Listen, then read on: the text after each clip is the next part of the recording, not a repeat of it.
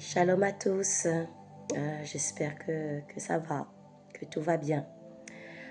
J'ai un message à faire passer aujourd'hui.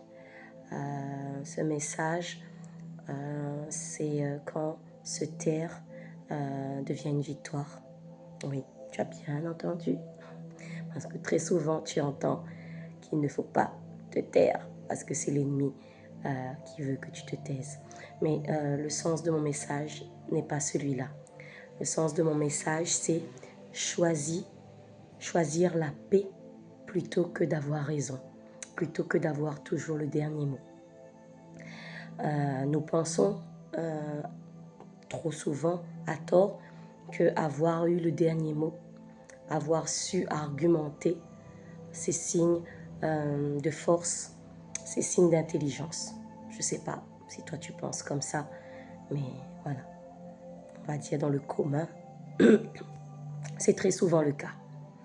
Voilà, donc en fait, mon message, c'est pour dire que vouloir avoir le dernier mot, vouloir avoir raison, n'est pas forcément justement une preuve de force et encore moins d'intelligence. Mais si tu réfléchis bien, toutes les fois où tu as essayé d'argumenter, soi-disant par amour, pour faire comprendre à l'autre, pour expliquer ce que toi tu as reçu de Dieu, ce que toi tu as compris de la vérité, toutes ces fois-là, si tu réfléchis bien, ça a été une porte ouverte à la discorde. Peut-être inconsciemment, peut-être tu t'es pas rendu compte, mais si tu demandes au Saint-Esprit de te révéler, je pense qu'il peut te le révéler, je crois qu'il te révélera. 1, 2, 3, quelques relations où ton obstination, ton désir de tellement faire comprendre à l'autre ce qui est évident pour toi, ce qui est de l'ordre d'une révélation divine. Mais cette obstination est venue mettre le trouble dans la relation, le trouble chez l'autre. Je te laisse à cette réflexion. Dans Proverbes, chapitre 17, verset 19, il est écrit « Celui qui aime la querelle aime le péché ». Donc oui, combien de relations se brisent, non pas par manque de vérité, parce que souvent on utilise cette phrase-là. C'est la vérité qui blesse. Combien de relations se brisent, non pas par manque de vérité, mais par excès d'arguments, par obstination à vouloir imposer un point de vue, son point de vue ou le point de vue de Dieu. Chercher à imposer un point de vue, vouloir absolument convaincre l'autre, désirer avoir à tout prix raison, ce n'est pas représentatif d'une victoire. Car la vraie victoire ne consiste pas à gagner un débat.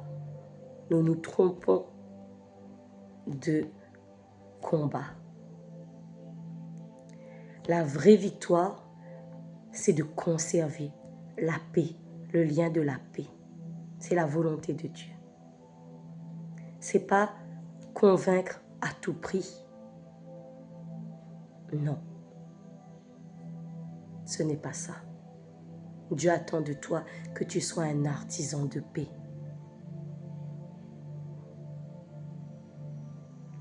Dans Romains, chapitre 12, verset 18, il est écrit « S'il est possible, autant que cela dépend de vous, soyez en paix avec tous les hommes. »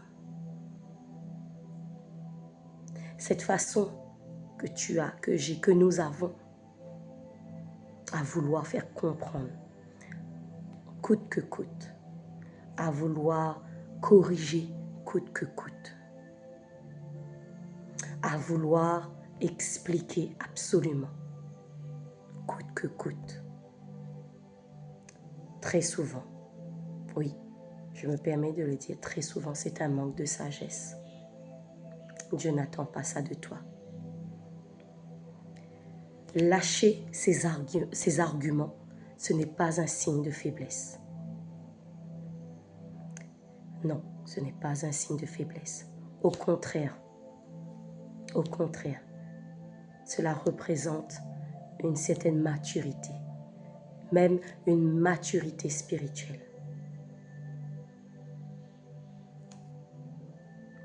Car dans Galates chapitre 5, verset 22, il est écrit, le fruit de l'esprit, c'est l'amour, la paix, la patience, la douceur, la maîtrise de soi. Dieu attend de nous que nous développions ce fruit de l'esprit. Alors tu n'as pas besoin de convaincre à la place de Dieu. Ce rôle ne t'appartient pas. Le Saint-Esprit, il a toujours su le faire et il saura toujours le faire. Le Saint-Esprit sait exactement quand parler, comment toucher, comment impacter et révéler aussi.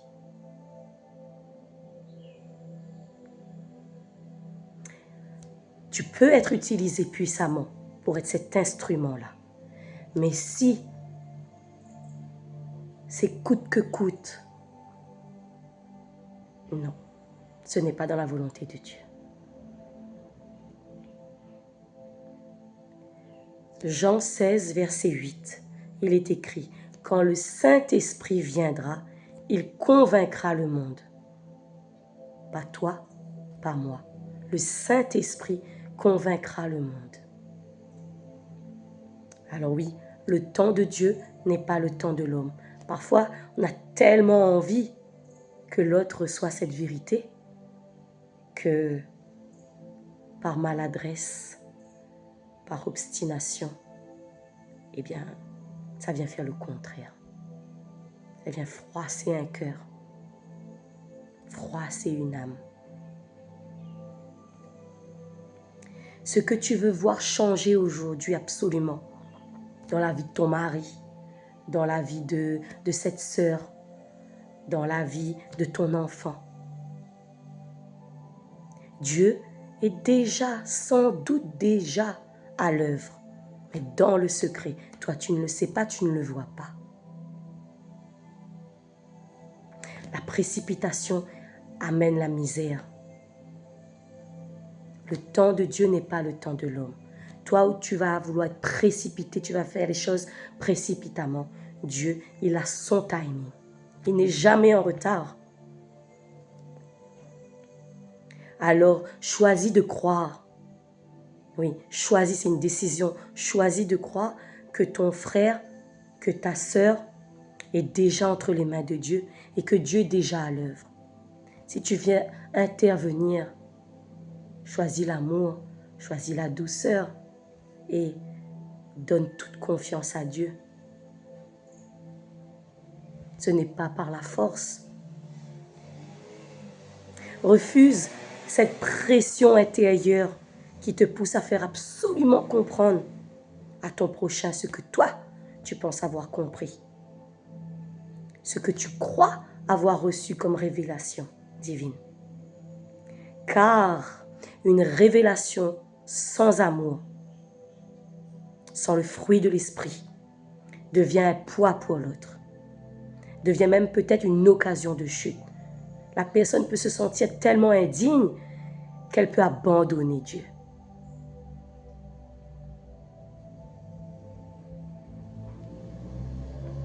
« 1 Corinthiens 8, verset 1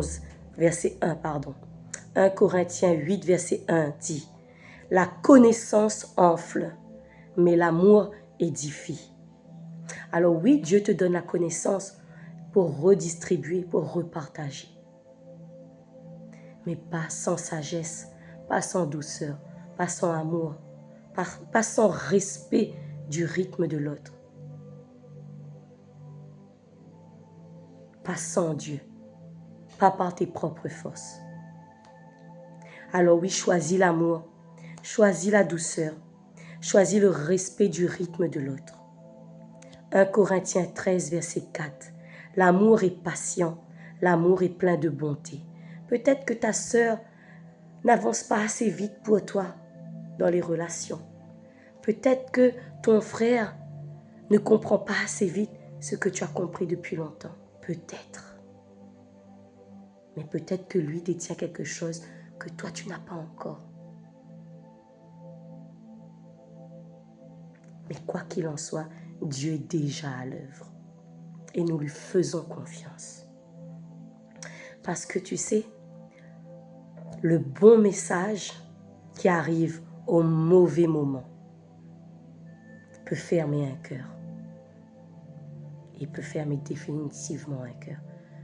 Un bon message, mais qui arrive au mauvais moment ou qui arrive de la mauvaise manière, qui arrive dans des maladresses ou qui arrive dans des sentiments de jugement, peut fermer un cœur.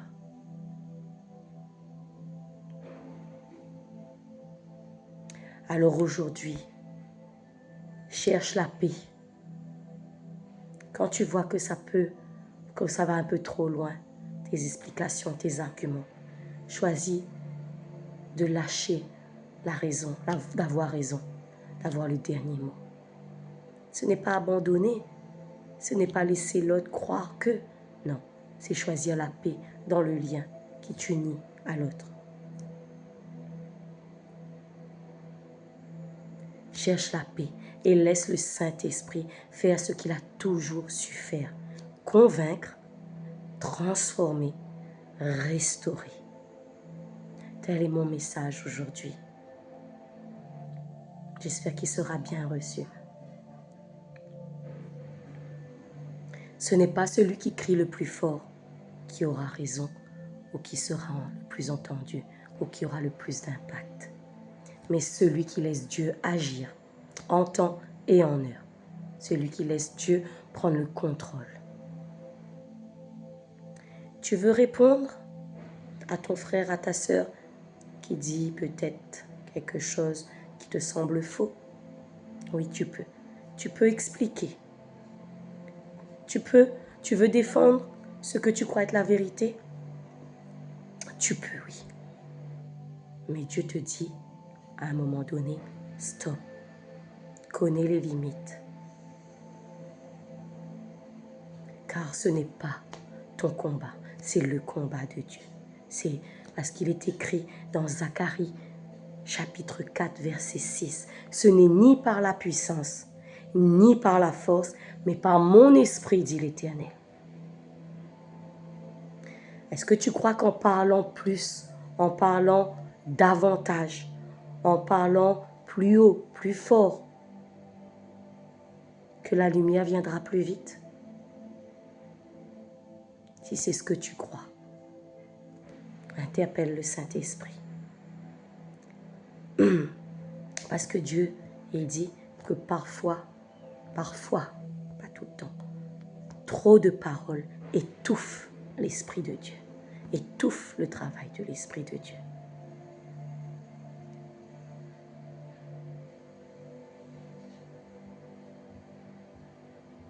Alors oui, ne cherche pas à avoir le dernier mot. C'était mon message d'aujourd'hui. Parce que le dernier mot appartient à Dieu. Le premier mot et le dernier mot appartient à Dieu. C'est lui qui a contrôle sur toutes choses.